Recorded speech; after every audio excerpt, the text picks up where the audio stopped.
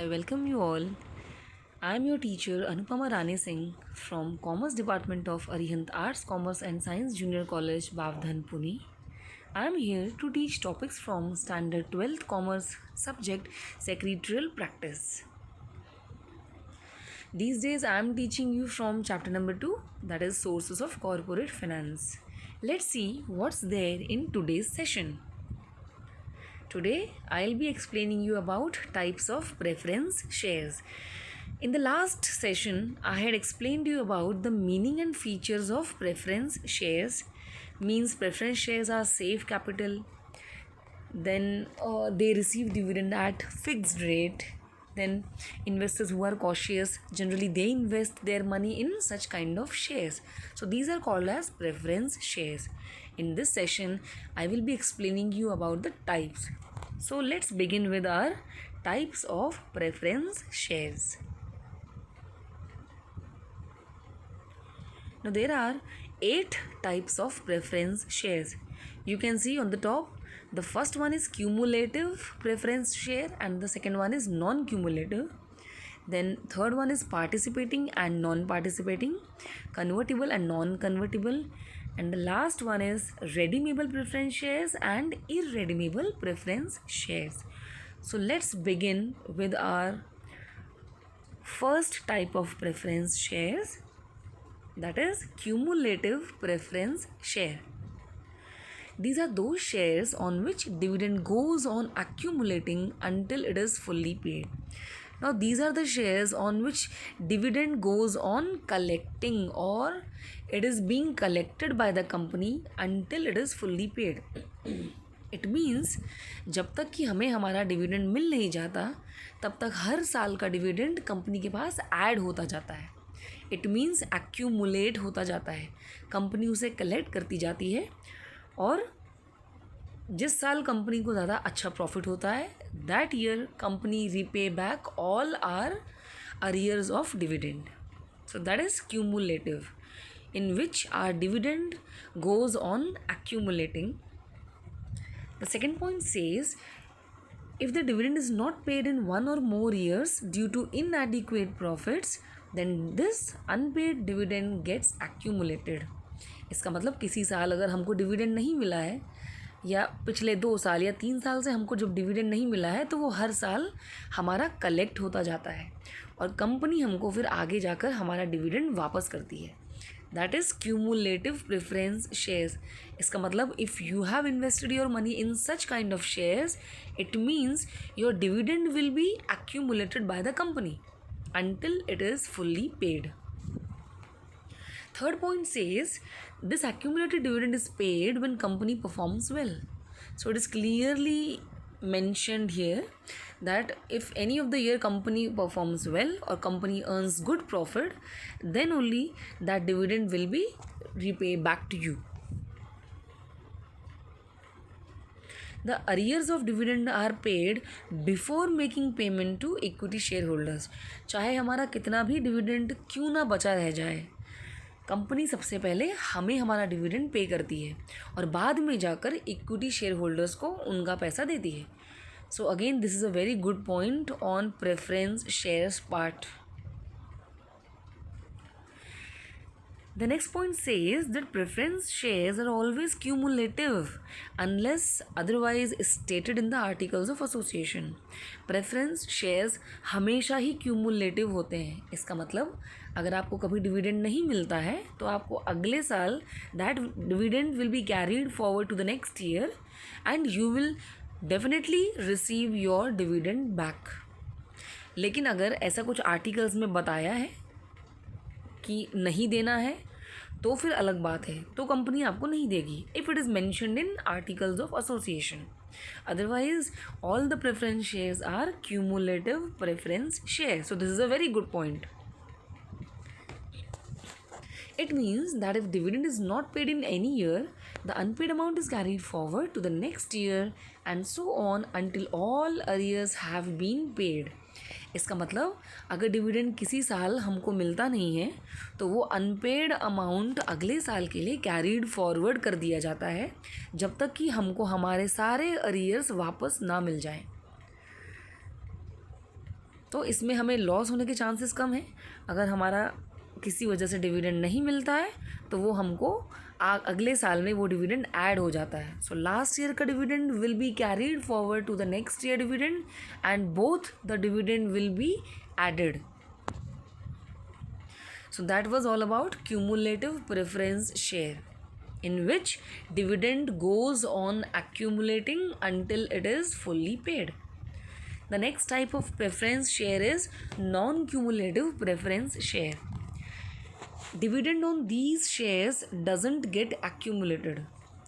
Now non-cumulative is just opposite to cumulative. सो वहाँ पर जो डिविडेंड एक्यूमुलेट होता था वो यहाँ पर एक्यूमुलेट नहीं होता है. So dividend on these share does not gets accumulated. जो डिविडेंड आपका पीछे गया सो गया. This means the dividend on shares can be paid only out of profits of that year. इसका मतलब जिस साल कंपनी को फ़ायदा होगा कंपनी उसी साल आपको डिविडेंड देगी.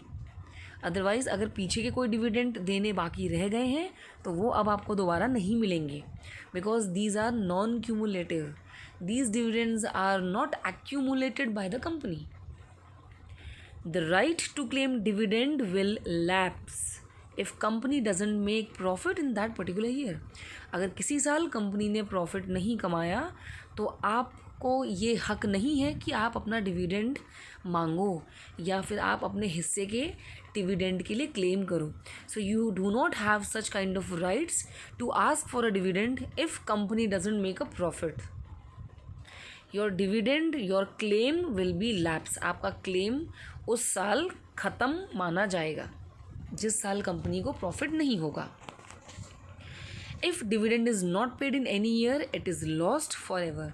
और अगर किसी साल आपको डिविडेंड किसी वजहों से नहीं मिला तो इसका मतलब that dividend will be lost forever. वो डिविडेंड हमेशा के लिए फिर चला जाएगा. This means non cumulative preference share. Come to the third type, participating preference share. Now, the holders of these shares are entitled to participate in surplus profit besides preferential dividend. If you have invested your money in these kinds of shares, means participating preference share. तो इसमें आपको सबसे बड़ा फ़ायदा ये है कि you will be able to participate in surplus profit. Surplus means additional. किसी साल कंपनी को बहुत ज़्यादा फ़ायदा होता है, एडिशनल प्रॉफिट भी मिलता है, तो ऐसे केस में you will be able to take और to participate in such additional profit. ये सबसे अच्छी बात है पार्टिसिपेटिंग प्रेफरेंस शेयर की. आपको अपना डिविडेंड तो मिलेगा ही मिलेगा, साथ साथ आपको एक्स्ट्रा प्रॉफिट में भी हिस्सा मिलेगा. इसके लिए आप पूरे हकदार होते हो. You are entitled. The surplus profit which remains after the dividend has been paid to equity share holders up to certain limit is distributed to preference share holders. ये वो डिविडेंड है या ये वो सरप्लस है जो डिविडेंड के रूप में इक्विटी शेयर होल्डर्स को भी दे दिया गया है, लेकिन फिर भी ये थोड़ा सा बच गया है. तो कंपनी क्या करेगी, इस बचे हुए प्रॉफिट का एक पर्टिकुलर लिमिट तक आपको डिविडेंड देगी. अपने प्रॉफिट का हिस्सेदार आपको भी बनाएगी और आपको भी प्रॉफिट में फ़ायदा मिलेगा.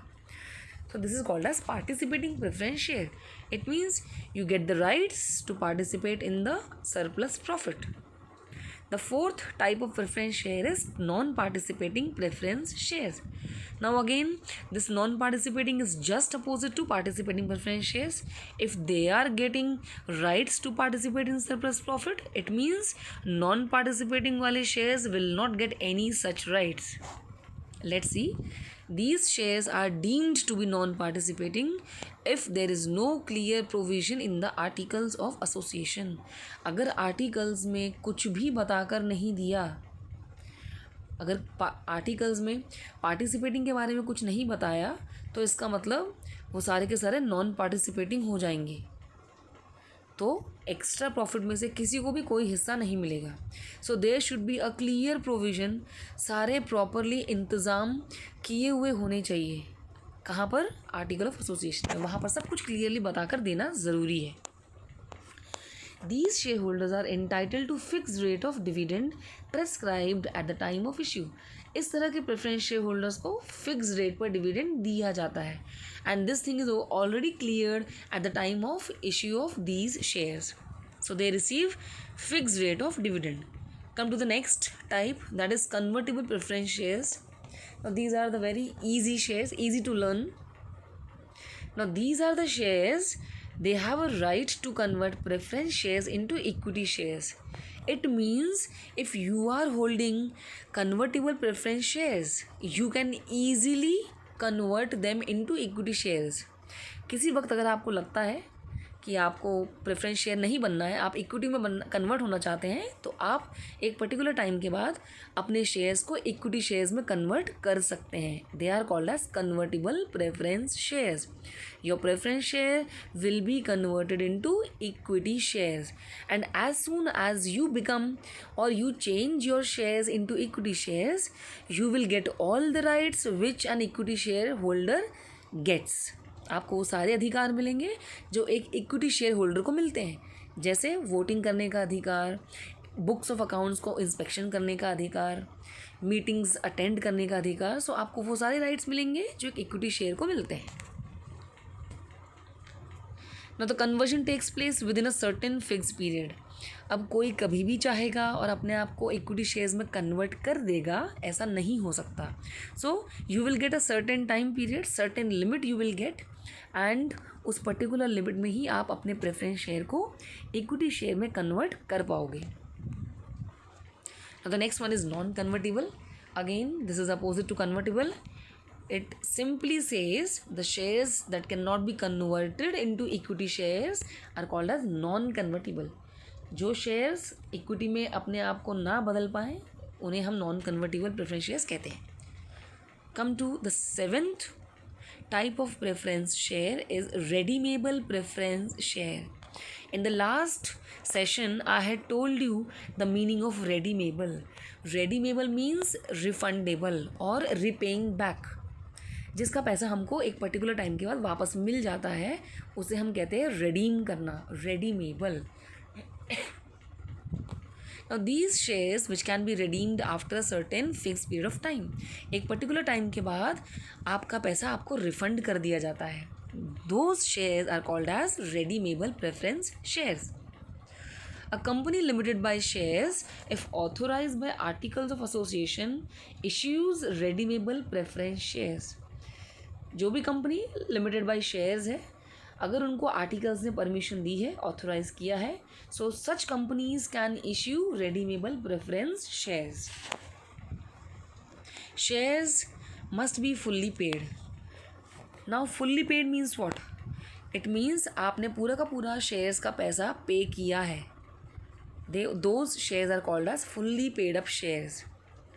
सो अगर आपने पूरा पैसा शेयर का पूरा पैसा पे किया है तो after certain period of time आपका पैसा आपको वापस मिल जाता है. You will get all your money back और you will be able to redeem your preference shares. Those are called as redeemable preference shares. These shares are redeemed out of divisible profit only or out of fresh issue of shares made for this purpose.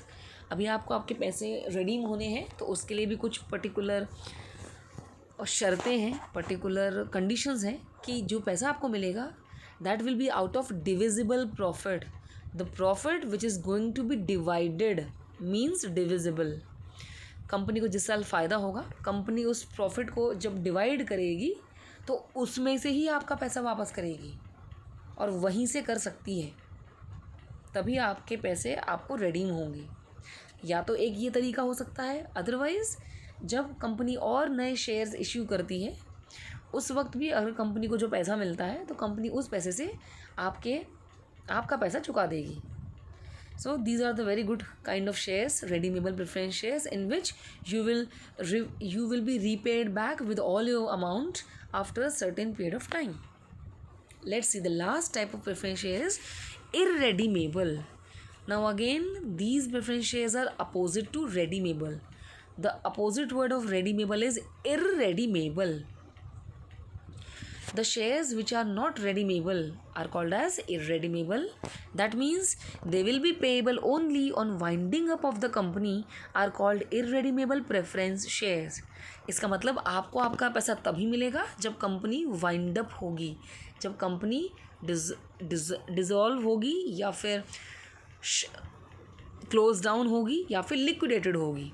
So only at the time of winding up you will be given all your money back.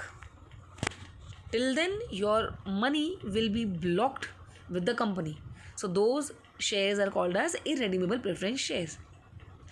As per section 55 of 1 of the Companies Act 2013 says that a company cannot issue irredeemable preference shares. Now, according to Companies Act 2013, it is clearly mentioned that no company can issue irredeemable preference shares. It means every company should try to give redeemable preference shares only. कोई भी company ऐसे shares नहीं दे सकती जिनका पैसा वापस ना किया जाए या जिन शेयर होल्डर्स का पैसा कंपनी में फंस जाए. सो ऐसे शेयर्स, ऐसे इरेडीमेबल प्रेफरेंस शेयर्स देने के लिए कंपनी को अलाउ नहीं किया गया है. So it was all about types of preference shares. In the next session, I will explain you about retained earnings, that is also called as reserve fund, and its determinants. So, for now, till then, take care, stay healthy, and thanks a lot.